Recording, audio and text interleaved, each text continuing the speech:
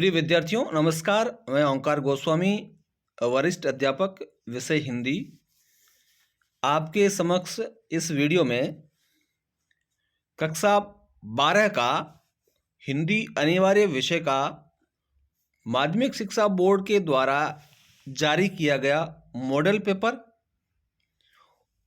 उस model paper में जो प्रश्न पत्र की योजना है वह और प्रश्न पत्र का ब्लूप्रिंट इत्यादि पर बात करने वाला हूं। आप यदि चैनल पर नए हैं तो उसे सब्सक्राइब जरूर करें। आइए शुरू करते हैं इस वीडियो को। सबसे पहले हम जान लेते हैं कि कक्षा 12वीं का जो मुख्य परीक्षा है, बोर्ड परीक्षा, उसमें विषय हिंदी अनिवार्य का जो पेपर होगा उसकी अवधि 3 घंटे 15 मिनट है और यह पेपर कुल 80 अंक का होगा, यानी कि पूर्णांक इसके 80 अंक है और 3 घंटे 15 मिनट इसका समय अवधि है। इस दौरान आपको अपना प्रश्न पत्र है वह हल करना है। और अब हम जानते हैं कि प्रश्न पत्र की योजना क्या है। यह जो 80 अंक का जो प्रश्न पत्र हमारे सम्मुख आएगा उसमें ज्ञान, अवबोध, अभिव्यक्ति या ज्ञानोपयोगी और मौलिकता या कौशल, इसका जो अंक भार है वो इस प्रकार है। ज्ञान के 15 अंक, अवबोध के 27 अंक, अभिव्यक्ति और ज्ञानोपयोग के 25 अंक और मौलिकता या आपके लेखन कौशल के 13 अंक निर्धारित किए गए हैं बोर्ड के द्वारा। इस तरह से कुल 80 अंक का प्रश्न पत्र है वह आपके सम्मुख होगा। अब हम जानते हैं प्रश्नों के प्रकारवार अंक भार। हम चर्चा कर रहे हैं कक्षा 12 के अनिवार्य हिंदी के बोर्ड के मॉडल पेपर के अनुरूप प्रश्नों के प्रकारवार अंक भार की। इसमें पहले प्रकार में वस्तुनिष्ठ और रिक्त स्थान दोनों को जोड़ा गया है, यानी कि आपके पेपर में वस्तुनिष्ठ प्रश्न है उनकी संख्या 12 है और रिक्त स्थान के जो प्रश्न आएंगे उनकी संख्या 6 है।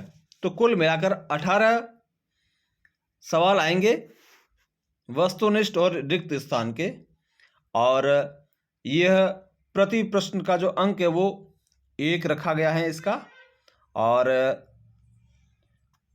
कुल अंक इसके 18 हो जाते हैं। और यह प्रतिशत प्रश्नों का है वो 22.5% है और इसे लगभग 27 मिनट लगते हैं हल करने में, यानी कि 18 अंक आपको 27 मिनट में वस्तुनिष्ठ और रिक्त स्थानों के रूप में हल करने हैं। अगला प्रश्न का प्रकार है अति लघुत्रात्मक। इनकी संख्या बोर्ड ने निर्धारित कर रखी है 11 और प्रति प्रश्न अंक निर्धारित किया है 1, यानी कि 1 नंबर के 11 सवाल आएंगे। हम आसान भाषा में यूं कह सकते हैं कि 1 लाइनर क्वेश्चन आपके 11 आएंगे और यह प्रति प्रश्न का 1 अंक है, तो कुल है वो 11 अंक इसके निर्धारित हो गए और यह प्रतिशत के रूप में 13.75 है। और इन 11 प्रश्नों को करने के लिए बोर्ड ने इसका जो समय है वो 22 मिनट निर्धारित किया है।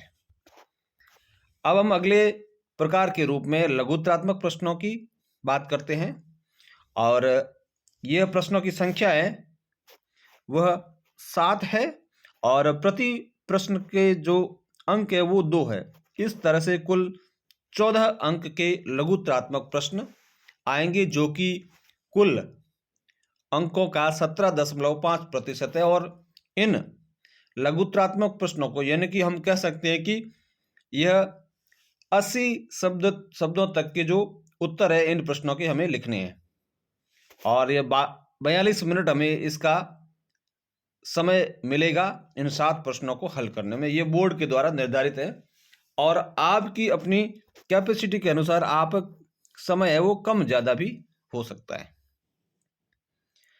अब हम बात करते हैं दीर्घ उत्तरीय प्रश्नों की, यानी कि जिनको 80 अंक से ज्यादा 80 शब्दों से ज्यादा जिनके उत्तर हैं, उनका जो प्रारूप यहां पर बताया हुआ है, कुल संख्या जो इसकी है वो 4 बता रखी है, यानी कि 4 प्रश्न आएंगे। इसमें 2 प्रश्न आएंगे 3-3 अंक के, और एक प्रश्न आएगा 4 अंक का, और एक प्रश्न आएगा 6 अंक का। 6 अंक का जो प्रश्न है वितान से आएगा। 4 अंक का प्रश्न है वो आपकी कवि या लेखक परिचय का है। शेष 2 प्रश्न आएंगे वो आपके पुस्तकों से आएंगे।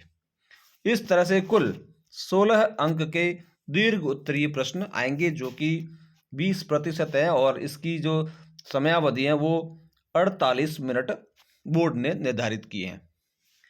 अब हम बात करते हैं 5वें और अंतिम प्रकार की निबंधात्मक प्रश्नों की।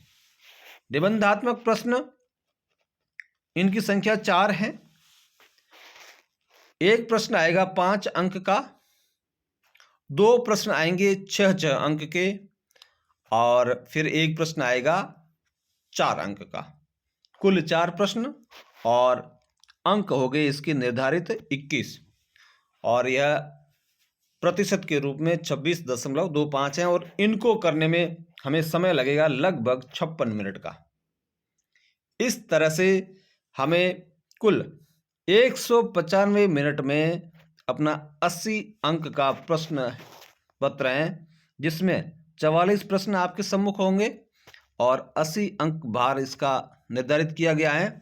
हमें 195 मिनट में इसे हल करना है, और डिपेंड करता है कि आप इसे पूर्व में भी कर सकते हैं, और हो सकता है आपको कि जो स्पीड है या आपकी जो कौशल है, अभिव्यक्ति का जो आपका कैपेसिटी है, उस पर डिपेंड करता है कि आप कितना समय लेते हैं। समय कम या ज़्यादा आपका हो सकता है, लेकिन बोर्ड ने 3 घंटे 15 मिनट निर्धारित किए हैं। आपको इसी समयावधि में प्रश्न पत्र को हल करना है। अब हम बात करते हैं विकल्प योजना या आंतरिक। इसमें विषय वस्तु का अंक भार कितना रहेगा, उस पर हम बात करेंगे। सबसे पहले बात करेंगे अपठित की, और अपठित का अंक भार 12 है, यह 15% है। यानी कि अपठित 2 आएंगे, एक गद्यांश और पद्यांश, दोनों ही 6-6 अंक के होंगे। बाद में निबंध आएगा, और जिसका निबंध का जो अंक भार है वो 5 अंक का है। फिर पत्र आएगा, पत्र 4 अंक का आएगा। व्यावहारिक व्याकरण से जो प्रश्न आएंगे वो 8 अंक के आएंगे, और अभिव्यक्ति और माध्यम से जो प्रश्न आएंगे वो 7 अंक के होंगे। इसके अलावा एक पुस्तक आरोह है जो 32 अंक के सवालों को कवर करती हैं, और वितान पुस्तक है वह 12 अंक के सवालों को कवर करती हैं। तो ये 2 किताबें लगभग 44 अंकों को कवर करती है, और शेष अभिव्यक्ति माध्यम, व्याकरण, रचना, निबंध और अपठित इत्यादि शेष अंकों को 36 अंकों को कवर करती हैं। तो ये था विषय वस्तु का अंक भार। अब हम बात करते हैं प्रश्न पत्र के ब्लूप्रिंट की, और ब्लूप्रिंट के रूप में हमारे सम्मुख यह प्रश्न पत्र का जो ब्लूप्रिंट बोर्ड के द्वारा निर्धारित किया गया हमारे स्क्रीन पर दिख रहा है। और इसमें ब्लूप्रिंट के रूप में ज्ञान, अवबोध, ज्ञानोपयोग या अभिव्यक्ति और कौशल मौलिकता के अंक निर्धारित किए हुए हैं। 15, 27, 25 और 13 कुल 80 अंक। ये प्रश्न ब्रैकेट में कोष्टक में जो दे रखे हैं वो आपके प्रश्नों की संख्या है, और कुल 44 प्रश्न हैं। अपठित, निबंध, पत्र, व्यावहारिक व्याकरण, अभिव्यक्ति और माध्यम, आरोह, वितान, सभी का अंक भार यहाँ दे रखा है। जैसा कि हमने पहले चर्चा की थी वो यहाँ पर दे रखा है आपके। आप इसे आराम से समझें। और अब हम बात करते हैं नमूना प्रश्न पत्र यानी कि मॉडल पेपर जो बोर्ड ने जारी किया है 2023 के लिए, उस पर सबसे पहले इसमें जो निर्देश इत्यादि दे रखे हैं वो हमें अच्छी तरह से पढ़ लेने हैं और ध्यान रखना है। यह 80 अंक का प्रश्न पत्र है और इसे हमें 3 घंटे 15 मिनट में करना है। समय का आपको बार बार ध्यान रखना है। हालांकि आपकी उस कमरे के अंदर घड़ी रखी हुई होगी, फिर भी नहीं होती है तो आप अपने वीक्षक से पूछ करके, बार बार पूछ करके, या हर आधे घंटे 1 घंटे में जब घंटी बजती है और बीच दौरान में आपको लगता है कि मैं थोड़ा पिछड़ रहा हूँ या मुझे समय जानने की आवश्यकता है, तो आप अपने वीक्षक से पूछ लें। और परीक्षार्थियों के लिए जो सामान्य निर्देश हैं उसका अध्ययन आपको जरूर करना है। पहली बात, इसमें परीक्षार्थी सर्वप्रथम अपने प्रश्न पत्र पर नामांक अनिवार्यतः लिखेंगे। यानी कि जो आपको पेपर मिलेगा, पेपर के ऊपर आपको अपने रोल नंबर, नामांक यानी रोल नंबर लिखने हैं। दूसरा है, सभी प्रश्न करने अनिवार्य हैं। इसका ध्यान रखना है कि 44 प्रश्न आएंगे, सारे के सारे करने हैं। और तीसरा है, प्रत्येक प्रश्न का उत्तर दी गई उत्तर पुस्तिका में ही लिखें। यानी कि आपको हर प्रश्न का उत्तर है वो आपको जो उत्तर पुस्तिका दी जाएगी इस पेपर के अलावा उसमें लिखना है। जैसे आपके वस्तुनिष्ठ प्रश्न है या रिक्त स्थान है, आप उस पेपर के अंदर करेंगे और उस उत्तर पुस्तिका में नहीं करेंगे तो नुकसान है। यानी कि आपको उस पेपर में चाहे वस्तुनिष्ठ हो चाहे रिक्त स्थान हो, सभी प्रश्नों के जो उत्तर है वो आपको अपनी उत्तर पुस्तिका में लिखने हैं। और सभी बच्चे इससे परिचित हैं, इसमें कोई ज़्यादा समस्या वाली बात नहीं है। और अगली बात है, जिन प्रश्नों में आंतरिक खंड है उन सभी के उत्तर एक साथ ही लिखें। अब आंतरिक खंड की जब बात आती है तो मैं समझा देता हूं कि आपके, मान लेते हैं पहला प्रश्न है, उस पहले प्रश्न के अंतर्गत आपके 6 प्रश्न और आ रहे हैं, तो पहले प्रश्न के 6 प्रश्न हैं उनके उत्तर है वो एक साथ आपको लिखने हैं।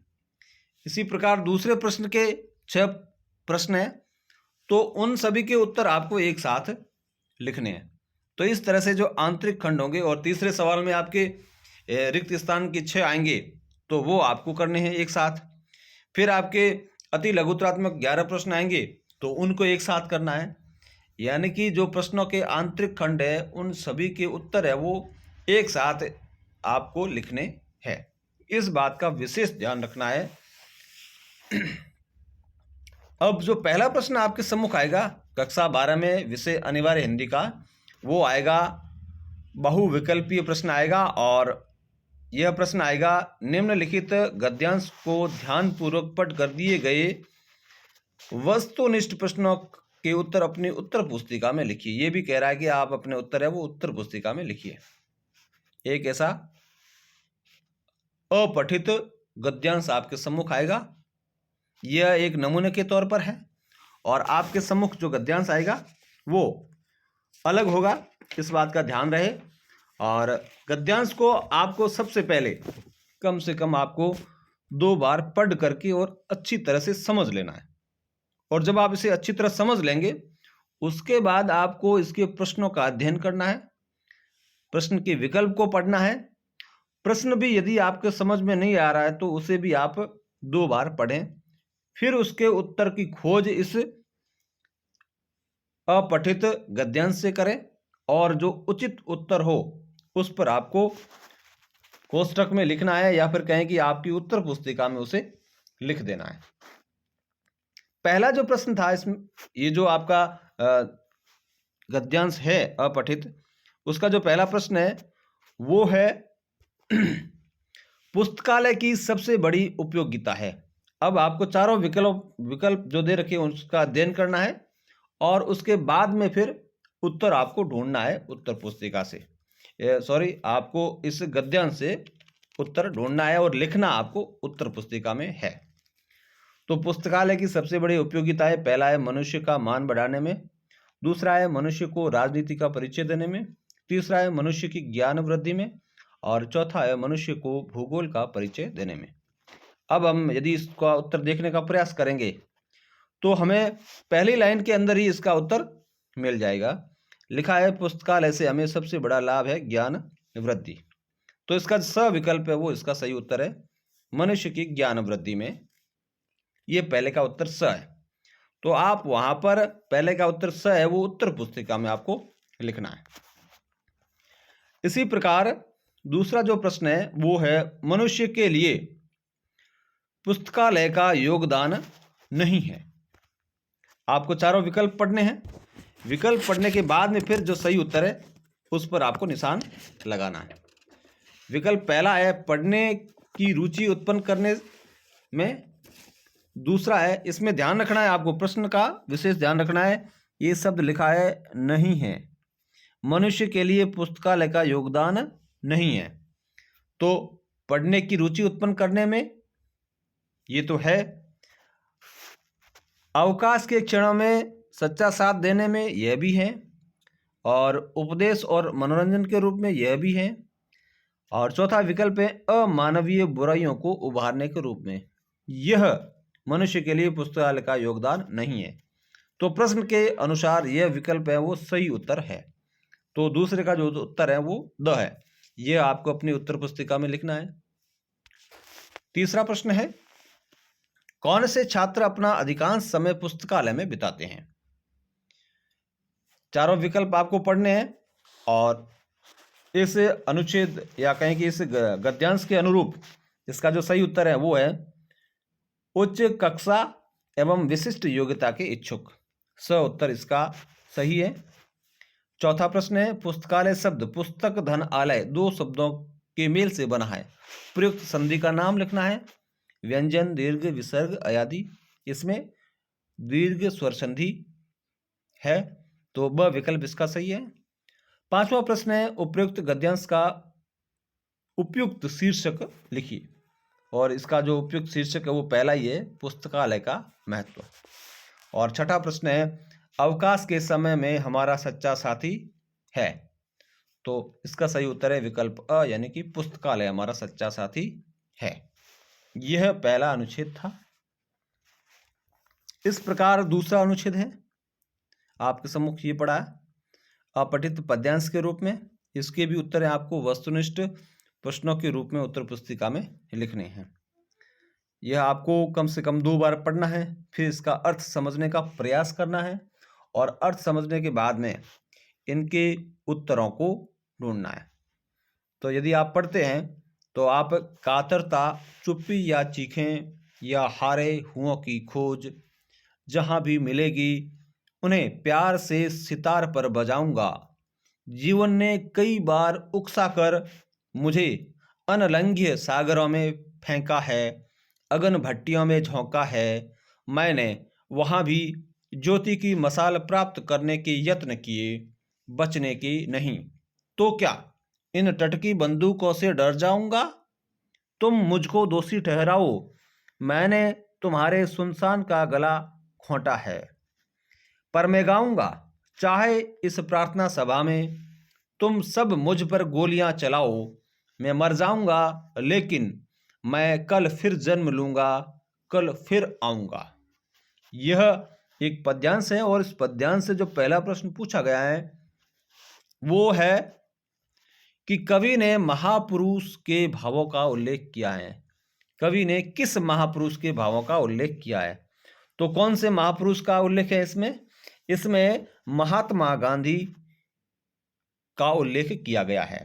तो इसका जो उत्तर है वो सही उत्तर है। अगला प्रश्न है, मैं मर जाऊंगा लेकिन मैं कल फिर जन्म लूंगा, कल फिर आऊंगा। पद्यांश की उक्त अंतिम 3 पंक्तियों में कवि क्या कहना चाहता है? तो इसका जो सही उत्तर है वो है विकल्प द, मानवता के रक्षक हर जन्म में मानवता की सेवा की चाह रखते हैं। तो कवि यह चाहता है। अगला प्रश्न है, सुनसान का गला घोंटा है का तात्पर्य बताइए।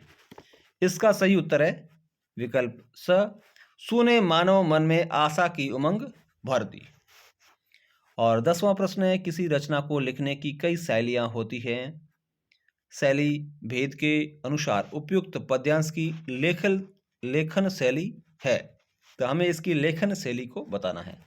तो यह लेखन शैली है वो आत्मकथा शैली है, क्योंकि कवि इसमें अंत में लिखता है मैं मर जाऊंगा लेकिन मैं कल फिर जन्म लूंगा, कल फिर आऊंगा। तो यह शैली है वो आत्मकथा शैली है। 11वां प्रश्न है उपयुक्त पद्यांश का उपयुक्त शीर्षक नीचे लिखे विकल्पों से छांटिए। इन विकल्पों के अनुसार जब हम देखते हैं तो विकल्प स है वो सही उत्तर है, मानवता के मसीहा महात्मा गांधी। 12वां प्रश्न है अनलंघ्य शब्द का विपरीतार्थक शब्द है, यानी कि विलोम शब्द हमें बताना है किसका, अनलंघ्य का। तो क्या उत्तर होगा इसका? इसका सही उत्तर होगा लंघ्य, यानी लांघना, और अनलंघ्य का मतलब होता है जिसे लांघा न जा सके। ये थे 12 प्रश्न पहले सवाल के अंतर्गत आते हैं। और हमने आप पहले पेपर के शुरू में जाना था कि हमें आंतरिक खंड के सभी के उत्तर वो एक साथ लिखने हैं, यानी कि दोनों, ये पहला प्रश्न था और इसके अंतर्गत 12 आंतरिक खंड के रूप में 12 सवाल थे। तो हमें पहले नंबर पे ये 12वां सवाल का जो उत्तर है वो एक साथ लिखना है, कहीं दूसरी जगह नहीं लिखना है, ये हमें विशेष ध्यान रखना है। इसी प्रकार हम देख रहे हैं दूसरा सवाल है निम्नलिखित रिक्त स्थानों की पूर्ति कीजिए। इसमें 6 सवाल है और ये आंतरिक खंड 6 है। तो हमें दूसरे सवाल के जो आंतरिक खंड है 6 को एक साथ करना है। पहला सवाल है, इसमें हिंदी भाषा के परिवार में लगभग रिक्त स्थान बोलियां सम्मिलित हैं। तो इसमें सही उत्तर है वो है 17 बोलियां सम्मिलित हैं। अंग्रेजी भाषा की लिपि है, अंग्रेजी भाषा की लिपि रोमन है, तो रोमन लिखना है। और तीसरा प्रश्न है प्रातःकालीन भ्रमण स्वास्थ्य के लिए उपयोगी है। वाक्य में शब्द शक्ति हमें लिखनी है, कौन सी शब्द शक्ति है? तो इसमें अभिधा शब्द शक्ति का प्रयोग हुआ है। और चौथा प्रश्न है जहां विशेष प्रयोजन से प्रेरित होकर शब्द का प्रयोग लक्ष्यार्थ में किया जाता है, तो वहां, यहां पर शब्द आपको ध्यान देना है कि प्रयोजन दे रखा है। तो लक्षणा शब्द शक्ति का जो एक प्रकार है प्रयोजनवती, तो इसका रिक्त स्थान में आएगा कि वहां प्रयोजनवती लक्षणा मानी जाती है। इसी प्रकार 5वां प्रश्न है माया दीपक नर पतंग भ्रमी भ्रमी इवे पड़ंत। ये जो काव्य की पंक्ति है इसमें रूपक अलंकार है और रूपक के रूप में यहां पर माया रूपी दीपक और नर रूपी पतंग के रूप में इसे समझा जाता है। और छठा प्रश्न है गंगा जल सा पावन मन है। काव्य पंक्ति में मन की तुलना गंगा जल से की गई है, अतः इसमें अलंकार कौन सा है? तो इसमें जो पहचान का जो चिन्ह आप या कहेंगे पहचान का जो शब्द है वो है सा, गंगा जल के समान। तो सा सी से ये जो है समान इत्यादि जो शब्द जहाँ पर आते हैं तो वहाँ पर उपमा अलंकार होता है। तो इसमें उपमा अलंकार का प्रयोग हुआ है इस पंक्ति में। अब हम बात करते हैं तीसरे प्रश्न की। और तीसरा प्रश्न है निम्नलिखित अति लघुत्रात्मक प्रश्नों के उत्तर एक पंक्ति में देने हैं। 1 लाइनर क्वेश्चन है, 11 प्रश्न है और एक एक अंक के हैं। पहले हम बात कर चुके हैं। और पहला सवाल है कि निम्न पारिभाषिक शब्दों के अर्थ लिखिए। अंग्रेजी में दे रखे हैं और इसका हिंदी अर्थ लिखना है। पहला जो है ए में है कोरम, और कोरम का जो हिंदी अर्थ है वो है गणपूर्ति। और दूसरा है पैक्ट, पैक्ट का अर्थ है समझौता। इसी प्रकार दूसरा प्रश्न है परिसंघ शब्द के लिए पारिभाषिक शब्द लिखिए। तो परिसंघ के लिए कॉन्फेडरेशन शब्द आता है। फीचर का प्रारंभ कैसा होता है, ये तीसरा प्रश्न है और इसका उत्तर है फीचर का प्रारंभ आकर्षक, रोचक, प्रभावी और उत्सुकता पैदा करने वाला होना चाहिए। चौथा प्रश्न है कवि बनने के लिए लेखक आनंद यादव ने किसे गुरु बनाया? आनंद यादव ने मराठी के शिक्षक सौंदलगेकर को गुरु बनाया। पांचवा प्रश्न है यशोधर बाबू ने किशनदा के गांव चले जाने के बाद कौन कौन सी परंपराओं का पालन किया था? तो पांचवें का उत्तर है घर में होली गंवाना, जनेऊ पुन्नियों के दिन सब कुमाऊनियों को जनेऊ बदलने के लिए अपने घर आमंत्रित करना और रामलीला की तालीम के लिए क्वार्टर का एक कमरा दे देना, यह यशोधर बाबू ने किशनदा के गांव चले जाने के बाद इन परंपराओं का पालन किया था। छठा प्रश्न है, डायरी के पन्ने पाठ के आधार पर एन की प्रकृति प्रेम का वर्णन कीजिए। एन के प्रकृति प्रेम का वर्णन कीजिए। तो एक एन फ्रैंक के जो हुई है उसने डायरी लिखी है और जिसका जिक्र हुआ है डायरी के पन्ने में। तो इसका जो उत्तर होगा वो होगा एन फ्रैंक के अनुसार प्रकृति हमें निरपेक्ष भाव से शांति और आनंद देती है और विविध गुणों को अपनाने का संदेश देती है। और सातवां प्रश्न है, यशोधर बाबू अपने बच्चों तथा पत्नी से क्या चाहते थे? तो इसका उत्तर है कि सभी उनका सम्मान करें, हर बात में उनकी राय ली जाए और वे सभी या कहें कि उनके जो बच्चे हैं वो अपना वेतन है वो उन्हें लाकर दें, ये वो चाहते थे।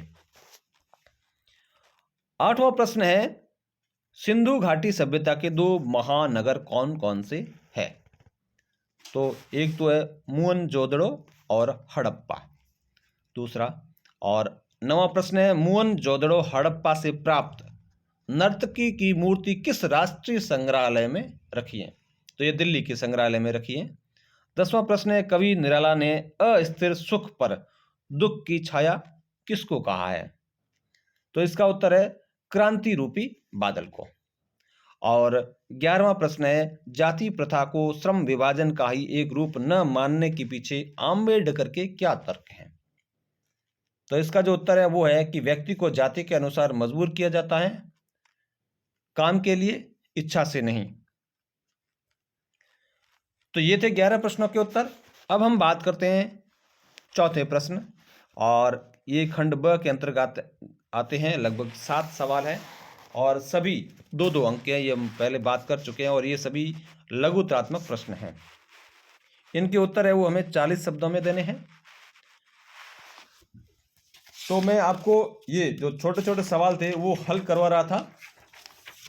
शेष जो प्रश्न आपको यहाँ पर स्क्रीन पर दिखाई दे रहे हैं उन सभी का जो मैं आपको ब्लूप्रिंट के अकॉर्डिंग बता रहा हूँ कि पहले जो 3 जो प्रश्न है वो आपको अभिव्यक्ति एवं माध्यम पुस्तक से मिलेंगे। और ये जो प्रश्न है 8वां प्रश्न, ये आपको अभिव्यक्ति भाषा कविता के बहाने कविता, ये आपको आरोह से मिलेंगे। ये जो तीनों सवाल है, तीनों चारों सवाल शेष वाले 7, 8, 9 और 10, ये आपको अपनी पुस्तकों से मिलेंगे। यानी कि आपको आरोह, वितान और अभिव्यक्ति और माध्यम से 2-2 अंक के जो सवाल है वो मिलेंगे। अब हम बात करते हैं खंड स की। ये सारे अथवा में सवाल आएंगे। ये जो आपको खंड स के रूप में सवाल दे रखे हैं 4, यानी कि 11, 12, 13, 14, ये चारों सवाल है अथवा में। 2 सवाल जो 3-3 नंबर के हैं और 13वां जो सवाल है वो है किसी कवि का परिचय लिखना। यहाँ पर पूछा गया है सूर्यकांत त्रिपाठी निराला का कवि परिचय लिखिए। तो आपसे ऐसा भी पूछा जा सकता है और आपसे पूछा भी जा सकता है कि अमुक कवि का साहित्यिक परिचय लिखिए या उनका व्यक्तिगत परिचय लिखिए। क्योंकि यहाँ पर कवि परिचय लिखा है तो आपको व्यक्तिगत और साहित्यिक दोनों परिचय लिखना है। और यदि इतना ही पूछा जाए कि साहित्यिक परिचय लिखिए तो फिर उनकी रचनाओं इत्यादि के बारे में, भाषा शैली इत्यादि के बारे में आपको लिखना है। फिर 14वां सवाल है वो 6 अंक का है और यह वितान पुस्तक से आना है। और फिर हम बात करते हैं 15 सवाल की। यह है पद्यांश की सप्रसंग व्याख्या कीजिए। यहाँ पर जो ये सवाल आपके सम्मुख है दिखाई दे रहा है, ये तुलसीदास के रामचरितमानस पुस्तक के अंतर्गत लंका कांड से लिया गया है और भाषा इसकी अवधि है और इसमें लक्ष्मण की मूर्छा और राम का विलाप का वर्णन किया गया है। और ये जो दूसरा अथवा के रूप में है, यह जो कविता है वो उषा कविता है और शमशेर बहादुर सिंह के द्वारा लिखित है। इसमें नवीन बिंबों के माध्यम से सूर्योदय से पहले का वर्णन किया गया है। और 16वां जो प्रश्न है वो गद्यांश है। पहला जो गद्यांश है वह महादेवी वर्मा के भक्तिन से लिया गया है और दूसरा गद्यांश है वो विष्णु खरे की रचना है चार्ली चैपलिन यानी हम सब, उससे लिया गया है। और 17वां प्रश्न है सचिव माध्यमिक शिक्षा बोर्ड राजस्थान अजमेर की ओर से उच्च माध्यमिक परीक्षा 2023 की पूरक परीक्षाओं की तिथियों की सूचना हेतु एक विज्ञप्ति तैयार कीजिए। इसमें पूछा गया है विज्ञप्ति और अथवा में पूछा गया है निविदा। तो विज्ञप्ति और निविदा ये जो व्याकरण में ये 5 शीर्षक और है आपकी विज्ञप्ति निविदा के अतिरिक्त आपको अर्ध सरकारी पत्र है इत्यादि जो 5 चीजें हैं वो आपको याद करनी है और 2 विकल्प के रूप में आपको मिल जाएगी। यह 4 अंक का आता है प्रश्न। और 18वां प्रश्न है आपके सार गर्भित निबंध लिखिए और इसकी शब्द सीमा का ध्यान रखना है। 300 शब्द है और 5 अंक का यह है। आपको 4 विकल्प के रूप में ये निबंधों की शीर्षक मिलेंगे। आपको 300 शब्दों के अंदर इस निबंध को लिखना है। अब चारों में से कौन सा आपको बेहतर आता है, आपको वही निबंध लिखना है। सबसे पहले आप इसके बिंदु बना सको तो आप पहले रफली कहीं बिंदु बना करके और तय कर सकते हो कि मुझे कौन सा निबंध लिखना है। जो आपको अच्छा लगता है पहले उसके बिंदु आप लिख दीजिए और लगता है कि आप ये पर्याप्त है तो आप उसे लिख दीजिए, नहीं तो आप दूसरा विकल्प आप चुनिए। तो इस तरह से आपका जो 18 प्रश्न का ये जो पेपर था वो मैंने आपको आपके सम्मुख रखा।